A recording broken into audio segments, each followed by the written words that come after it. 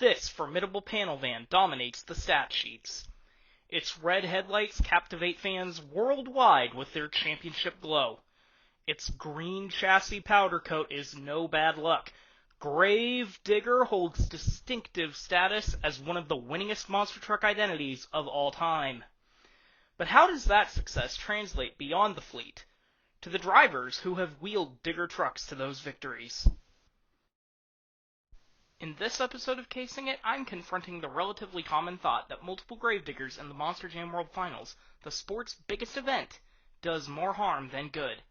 You'll see historical data dating back to 2000, putting each primary Digger driver's success in context, and you'll see a complete map of who did and didn't end up with trips to the championship stage.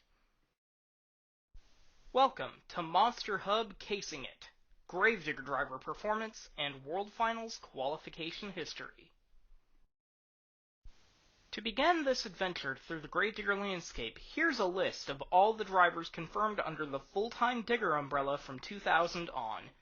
Dennis Anderson, Pablo Huffaker, Charlie Pauken, Rod Schmidt, Gary Porter, Scott Pontbriand, Randy Brown, Jason Childress, Carl Van Horn, Chad Tingler, John Zimmer, Colton Eichelberger, Adam Anderson, Morgan Kane, Cole Vinard, Tyler Menninga, Kristen Anderson, Brandon Vinson, Weston Anderson. Of all, only Pontbriand went completely without at least one trip to the finals. As creator of the Gravedigger dynasty, Dennis Anderson's place in Monster Jam's pinnacle event never came into question, regardless of performance. Entertaining the thought of him ever missing the big show, barring an injury like 2003 or 2007, is ridiculous. Nevertheless, Anderson's weighted driver rating never faded from World Finals elite from the turn of the millennium to his final full-time season in 2016. Similarly, Adam Anderson has carried the Gravedigger banner into its second generation with nothing less than stellar results. 2023 is still ongoing, but Adam just clinched his third Monster Jam Stadium Tour championship. The rest of this analysis is split into two groups: pre-tour era and tour championship era. As World Finals 16 marked the first ever championship event with multiple Gravediggers present, it's important to keep that distinction in mind when discussing the effect this change has had on Gravedigger driver recognition and World Finals field quality. Gravedigger the Legend and Son of a Digger are not the Gravedigger identity proper and are not included in this discussion. Adam and Ryan Anderson have qualified with these two identities at all given opportunities. Leading the pre-tour era group, Pablo Huffaker, the mechanical genius from Texas, had a unique relationship with the Gravedigger name. Huffaker began his Digger days campaigning the identity on his Just Showin' Off truck in the early 1990s before crafting a proper Digger chassis of his own. Unlike Anderson's other Digger cohorts over the years, like Lyle Hancock and Robert Parker, Pablo practically had his own operation as a satellite Digger team, and as Monster Jam entered a new era, taking its championship crowning event to new heights, this symbiosis gave Huffaker an opportunity shared by few of his Digger stablemates. In 2001, Pablo introduced the world to a second monster truck under what we'll call the Race Source banner for the purposes of this video.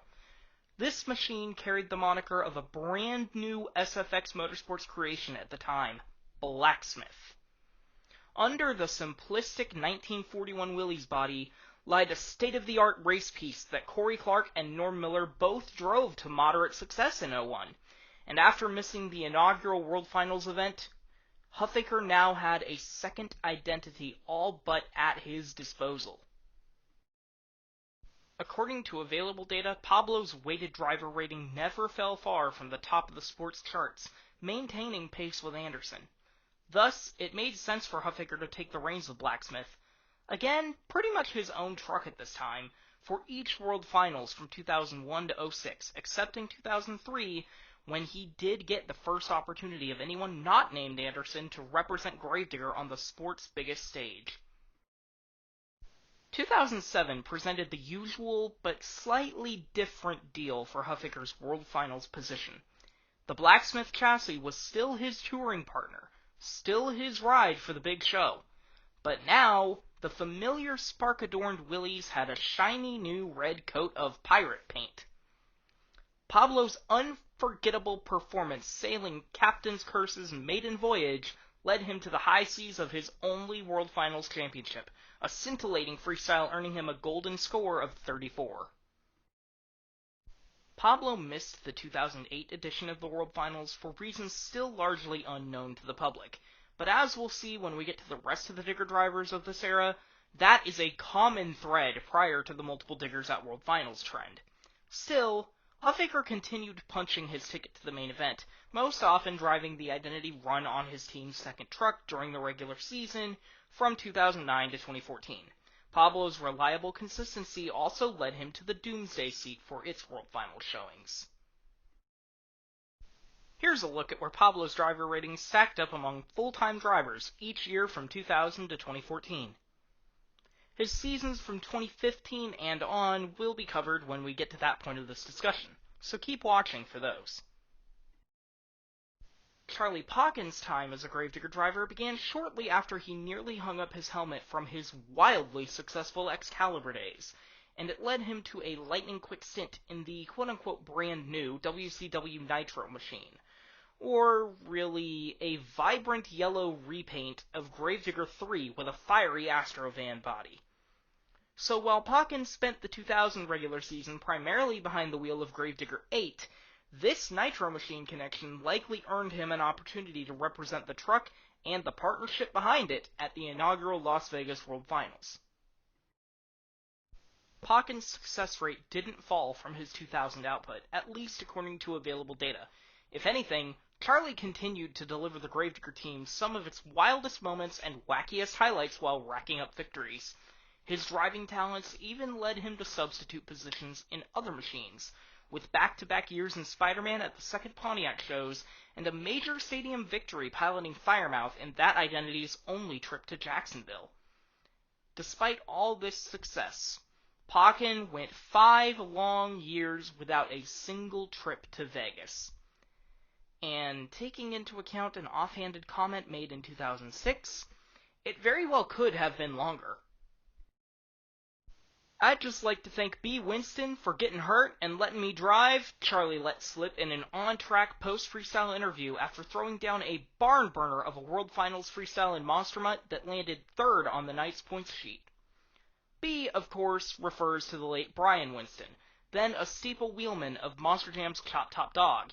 Check out Monster Mutt's World Finals 7 freestyle on Monster Jam's channel for the full post-performance interview.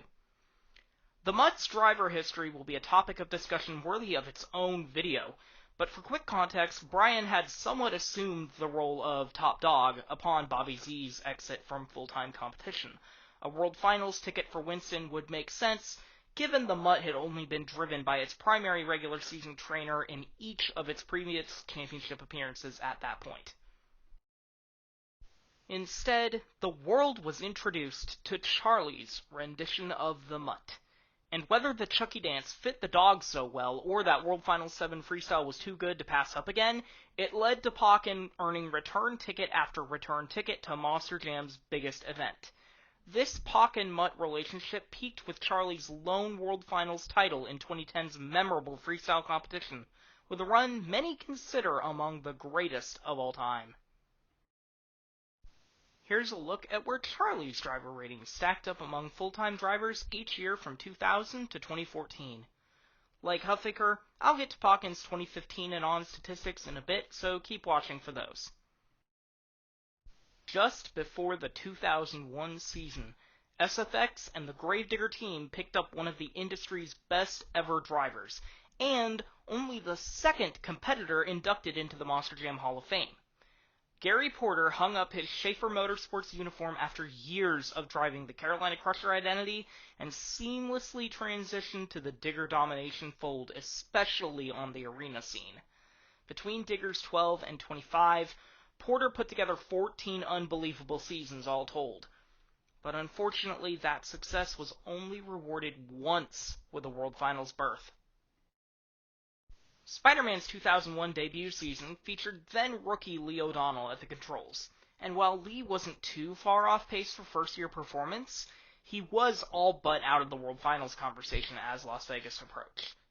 As mentioned, Pauken stepped into the seat for a brief time in Pontiac, but by the time the big machines rolled into Vegas, Porter was tabbed to pilot the Marvel Comics monster truck in the World Championship hunt. Despite a surprising Round 2 racing exit and a 0-win, 2-loss racing record at the finals, Gary's World Finals 2 qualification turned heads with a Digger-style Spidey freestyle, landing him in the upper half of the competition with an official score of 31. Somehow, this performance never translated to a return trip to Las Vegas. Here's a look at where Porter's driver ratings stacked up among full-time drivers each year from 2001 to 2014. Porter returned to the Carolina Crusher identity after the 2014 season, so he won't be part of the Tour Championship era discussion in this video. However, it's worth noting he still never made the finals again, even with a Tour title in 2017, his final full-time season.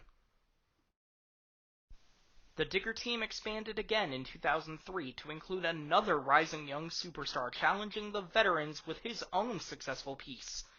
Randy Brown took the reins of a 7th different gravedigger, making the identity one of the largest across the industry at the time, and absolutely dominated in both stadiums and arenas, claiming victory after victory en route to, reportedly, the 2003 USHRA Points Championship. That success carried over from Digger 18 to 19 to 29, making Randy a consistent threat for every potential victory throughout the late 2000s and early 2010s. Similar to Porter, Brown's success rarely translated to a World Finals bid. Despite continued performance at or near the level of his breakout 2003, it took Randy 3 more seasons to finally land a slot in Las Vegas, and from there, bad luck snake-bit his efforts in the Teenage Mutant Ninja Turtle. After 2 years of rocking the half-shelled hero identity in Sam Boyd Stadium, Brown had another long break away from the World Finals, not qualifying again until 2014 in Man of Steel. Here's a look at where Randy's driver ratings stacked up among full-time drivers each year from 2001 to 2014. Like Huffaker and Pauken, Brown's 2015 through 20 seasons will be discussed in the second half of this video. Skipping ahead through the Digger driver timeline a bit, Chad Tingler first moved into a black and green wrecking machine in 2006, taking the seat recently vacated by his 2005 touring partner, Carl Van Horn. Unlike any other Digger driver in this video, Tingler immediately saw continued correlation between success in the regular season under the Anderson-led banner and at-large berths in the championship event. Truly the only genuine Digger fill-in of any Gravedigger representative, Chad swapped into Pastrana 199, Monster Mutt Dalmatian, and Spider-Man between 2006 through 2012. And despite not earning an at-large bid in 2009, Tingler still played a part in the 10th World Finals, pinch-hitting for Adam Anderson and throwing down a gauntlet of a run in an attempt to defend Taz's Freestyle Championship. Here's a look at where Chad's driver ratings stacked up among full-time drivers each year from 2004 to 2015. Tingler's final full-time season in Monster Jam in-house equipment came in 2016, rewarded with a World Finals berth after he campaigned the all-new Alien Invasion identity. Back to CVH. Van Horn burst onto the Monster Jam driving scene in 2002, and after 3 seasons shifting wildly between identities and trucks, each with a World Finals qualification attached, Carl finally found a home in Gravedigger for 2005. But that home proved short-lived. Despite raking in over 70 individual competition wins that year, CVH missed the World Finals for the first time, a harsh reality for all Digger drivers not named Anderson or Huffaker of that era. After the 2005 season, Van Horn briefly left the monster truck industry before being roped back in as a star driver in the Sudden Impact Racing rotation, and his T-Max seasons maintained similar energy to his pre-Digger performance. Carl returned to Team Digger from 2011 to his driving retirement, but aside from a substitute appearance filling in for Norm Miller in 2013's Freestyle segment, Van Horn never had another opportunity to claim a World Finals title. Here's a look at where Carl's driver ratings stacked up among full-time drivers each year from 2002 to 2016. John Zimmer followed in teammate Van Horn's path, moving from SIR to the Digger Camp in 2013 after putting together a formidable body of work in 4 full-time Monster Jam seasons wheeling shock therapy. But like other Digger drivers of the era, Zimmer tasted World Finals glory only once in his Digger days, taking the reins of Superman in his phenomenal first year as a Feld driver. Here's a look at where John's driver ratings stacked up among full-time drivers each year from 2006 to 2016. John moved into the Dragon identity after his extremely successful 2016 and made 3 more trips to the World Finals. Like Zimmer, both Rod Schmidt and Jason Childress saw higher World Finals qualification rates after moving out from under the Digger umbrella. Schmidt spent the better part of the first World Finals decade rounding out the Digger fleet, making a name for himself in the truck but not really breaking into elite status or entering the main field discussion compared to his black and green cohorts. In a similar vein, Jason Childress' only season with Team Digger netted a handful of victories and strong runs, but nothing truly noteworthy until his time behind the wheel of Batman 2 years later. Here's a look at where Rod's driver ratings stacked up among full-time drivers each year from 2001 to 2012. And 2013 and 2014 to put his early Rottweiler days in context. Here's a look at where Jason's driver ratings stacked up among full-time drivers each year from 2004 to 2006. Here's a look at where Scott Pombriand's driver ratings stacked up among full-time drivers each year from 2002 to 2003. As mentioned, Pombriand is the only confirmed full-time Gravedigger driver since 2000 with 0 trips to the Monster Jam World Finals main field. So to recap.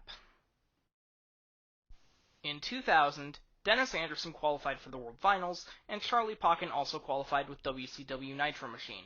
Pablo Huffaker missed, and the 4th Gravedigger appears to have split driving duties between Norm Miller and Todd Frolick, so neither driver was likely in the picture to begin with. In 2001, Anderson, Gravedigger, Huffaker, Blacksmith, and Gary Porter, Spider-Man, all qualified for the World Finals. Pocken and Rod Schmidt missed. In 2002, Anderson and Huffaker qualified again with Gravedigger and Blacksmith, respectively. Porter, Pocken, Schmidt, and Scott Pombriand all missed.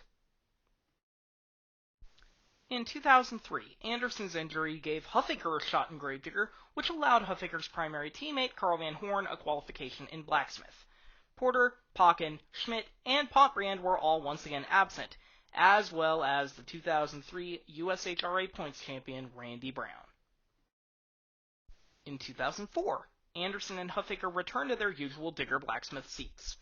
The World Finals field was once again complete with no Pocken, no Porter, no Schmidt, no Brown, and no Jason Childress.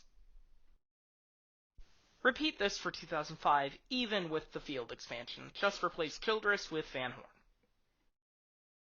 2006 finally bucked the trend of Digger drivers not getting opportunities to wheel other identities. Anderson and Huffaker returned, but so too did Brown and Tingler make their World Finals debuts in TMNT and Pastrana 199 respectively.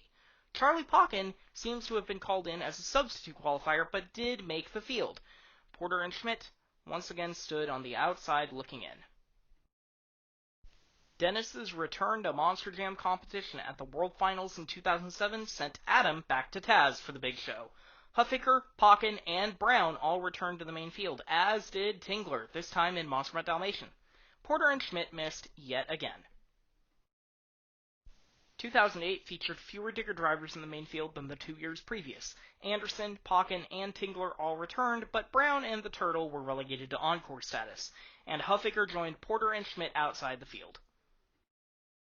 Huffaker returned to the lineup in 2009 with TMNT, joining Anderson and Pocken. While not receiving an at-large bid, Tingler was once again part of the competition, pinch-hitting for Adam Anderson and Taz in freestyle. 2010's Gravedigger Driver World Finals contingent consisted of Anderson, Pocken and Mutt, Huffaker and Turtle, and Tingler now in Spider-Man. Once again, no Porter, no Brown, no Schmidt. Repeat this in 2011... and 2012, even with Van Horn's readdition to the fleet. 2013 again limited the Digger fleet to only 4 drivers earning at-large berths. This time, John Zimmer took Superman's reins while Tingler missed the event. Van Horn ended up competing as a substitute for Norm Miller in freestyle. 2014 once again limited the Digger fleet to just Anderson, Huffaker, Pauken, and this time Randy Brown taking the Superman slot. Considering the non-qualifying Digger drivers' success, especially that of Porter and Brown through the years, the World Finals lineups were clearly missing several championship-caliber superstars. But all that was about to change with the advent of Series Championships. Monster Jam introduced 2 points tours in the 2015 season. In stadiums, the Fox Sports 1 Championship Series gathered 16 of the sport's most popular identities and gave longtime favorites like Dustin Brown, Chuck Werner, and Neil Elliott a full 10-show season in the spotlight of a nationally broadcast title chase. On a weeks-long tape delay with a setup that only showed highlights of several races and freestyles, but I digress. Elliott went on to win the tour, but the top 4 points earners also earned automatic World Finals bids, and Charlie Pauken grabbed the final one of these to lock in his qualification status. Good thing, too, since Dustin Brown was also one of the top 4, giving him the MonsterHub slot. On the arena scene, Monster Jam's new triple threat formula, then known as #MoreMonsterJam, put 8 rising stars together on a tour that didn't just deal with monster trucks. Now marketed as athletes, and for good reason, drivers took on a wildly hectic show format, complete with 4 monster truck competitions, 2 speedster racing competitions, and a white-knuckle ATV racing course. This tour took its top 2 finishers to the sport's biggest show, giving drivers an opportunity to bypass the Showdown Last Chance qualifier altogether. Morgan Kane won the tour for Team Max D, but rookie Colton Eichelberger followed right in his line, wheeling Gravedigger 25 to an automatic bid into the World Finals. 6 points-decided tickets to World Finals 16 left 25 at-large berths open for everyone else, including drivers on those tours. As usual, Dennis Anderson claimed the lead Gravedigger slot into the show, and Pablo Huffaker also returned to Las Vegas, albeit under the guise of Doomsday. This once again left Brown, Tingler, Van Horn, and Zimmer out of the big show. But what it also did was create an unprecedented situation of 3 Gravediggers competing for the titles. Now, to provide context, the USHRA fanned the flames of a possible multiple digger scenario in Las Vegas as early as March of 2000, when this article was published. It's still accessible on the Internet Archive. Still, the multiple diggers and the multiple paint schemes that came with that finally gave Pauken the opportunity to represent the black and green wrecking machine, his home since 1999 on the sport's biggest stage. It also allowed Eichelberger to make a name for himself in the truck he'd driven for his entire rookie season. Here's a look at the Digger drivers' end-of-year 2015 driver ratings and where they rank among full-time drivers. The FS1 series returned for the 2016 season, and Triple Threat expanded to 2 Monster Jam featuring the Amsoil series tours. This time, only the champions could claim the coveted automatic bids into Monster Jam World Finals 17. Adam Anderson absolutely dominated the FS1 series, clinching the championship for Team Digger well before the tour's official end. The Digger domination continued taking the industry by storm on the triple threat scene. Morgan Kane successfully defended his title from Colton Eichelberger even after they switched pieces and teams, and Cole Vinard laid down a fantastic rookie season to cut to the front of the Triple Threat East Tour, landing himself a World Finals ticket. Aside from the champs, 2016's World Finals lineup also brought in 3 Digger drivers promotion-wide. Dennis Anderson wheeled his chrome Gravedigger into Las Vegas, Charlie Pauken returned to Monstermutt, and Pablo Huffaker had one last World Finals appearance, again under the shadows of the Doomsday identity. Brown, Van Horn, and Zimmer all missed yet again. Here's a look at the Digger drivers' end-of-year 2016 driver ratings and where they rank among full-time drivers. 2017 put everyone on points-paying tours, but only 5 of those 10 tours came with automatic World Finals bids attached for the champions. Across both FS1 Stadium Championship Series and all 3 Triple Threat Tours, only Cole Vinard and Digger newcomer Tyler Menninga were able to clinch championship-winning bids, though the other Digger representatives on those tours also wound up in either the main field or the showdown.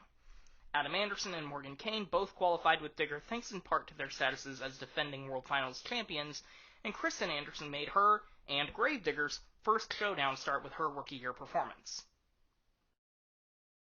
2017's Digger contingent was a bit of a whirlwind in and of itself. The 9 potential qualifiers from the Identity dwindled to 8 after Dennis Anderson's career ended in Tampa, and Venard's ticket to Vegas rolled to fellow Digger driver and Arena Tour 4 champion Randy Brown. Still, with Stadium Tour 4 champ Charlie Pauken getting back in Monster Mutt, the Gravedigger team had a strong representation in the main field. Only Arena Tour 5 winner Pablo Huffaker missed the event entirely. Here's a look at the Digger drivers' end-of-year 2017 driver ratings and where they rank among full-time drivers. 2018 completed Monster Jam's metamorphosis into the points championship model, compiling 8 tours together for 8 championship-winning World Finals bids. Charlie Pauken defended his stadium championship status by winning ST2 and claiming 1 automatic bid for Team Gravedigger, and Morgan Cain became the first driver to win both a stadium and arena-level points championship. Adding Tyler Menninga's second triple threat title, the Digger contingent guaranteed 3 of its members into the main field. Adam Anderson gave the Identity a 4th representative in the main event, and Kristen Anderson and Brandon Vinson both joined the showdown battle. Once again, though, 2 Diggers were left out of the World Finals landscape entirely. Pablo Huffaker lost a nail-biting Arena Championship Series to Cam McQueen, missing out on the final available slot in the main field. Meanwhile, Randy Brown's memorable 2018 season on Stadium Tour 4 was once again met with no path into the sport's biggest event. It's worth noting Vinson's driver rating indicates he should have been granted an at-large main field berth as well, especially factoring in his red-hot postseason. Here's a look at the Digger drivers' end-of-year 2018 driver ratings and where they rank among full-time drivers. 2019 further expanded the World Finals Digger fleet back to 5 main field qualifying drivers, each in a Gravedigger of their own. With Adam Anderson, Tyler Menninga, Brandon Vinson, and Randy Brown all clinching championships, 2016 World Finals racing champion Morgan Cain joined the stablemates in the sport's biggest event's first trip to Orlando. Kristen Anderson was once again given an opportunity into the main field via a showdown slot. Notably, 1 Digger driver did not receive an invite to World Finals 20, and that snub also broke the original Monster Mutt's appearance streak in the main field. Charlie Pauken was left out of the now 24-truck field after winding up 3rd on Stadium Tour 3, missing the World Finals for the first time since 2005. Here's a look at the Digger drivers' end-of-year 2019 driver ratings and where they rank among full-time drivers. With the big show shelved for 2 years due to a world influx, Monster Jam World Finals 21 finally materialized at the peak of the 2022 season, and befit to Gravedigger's 40th anniversary, 2022 marked the first ever World Finals where every Digger driver qualified for the sports championship event. Brandon Vinson, Kristen Anderson, and rookie Weston Anderson completed a perfect Digger sweep of the 3 arena titles, while Adam Anderson and Tyler Menninga both took home runners-up on their stadium tours to qualify. On top of that, all 5 Digger drivers maintained high driver ratings throughout the regular season, each winding up in the top 10 by mid-April. Here's a look at the Digger drivers' end-of-year 2022 driver ratings and where they rank among full-time drivers.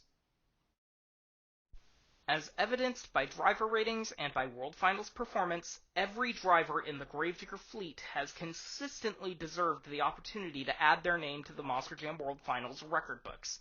But only recently does the sport seem attuned to that. Complexions of entire careers, like Porter's or Van Horn's, could have drastically changed had they been given these opportunities in their heyday. Imagine CVH's fantastic 2005 wins record leading to a safe auto minimizer berth in World Finals 6. Or Porter's 2-event return to stadium competition in 2008, landing him a slot in Vegas with the Spitfire ride. And in those examples, chassis comfortability must be considered as well. Huffaker had the advantage of knowing every intricacy about his own second truck, and Brown may have had a similar situation as well, But what of Tingler driving what is currently thought to be one of the oldest chassis in the Monster Jam fleet with at least his first Spider-Man appearance? What of Pokken moving into a Mutt chassis for 2006 through 2008 before winning the freestyle title driving his own Digger chassis with the Mutt body in 2010? What of Porter's Gravedigger 25 winning the racing championship with Kane at the helm just 2 years after Gary vacated that seat? That's what the current era allows. Gravedigger drivers now get to carry their performance from the regular season with no readjustment into another machine, no representing a completely different moniker, just gaining recognition for their performance in the identity that they've made and has made them famous.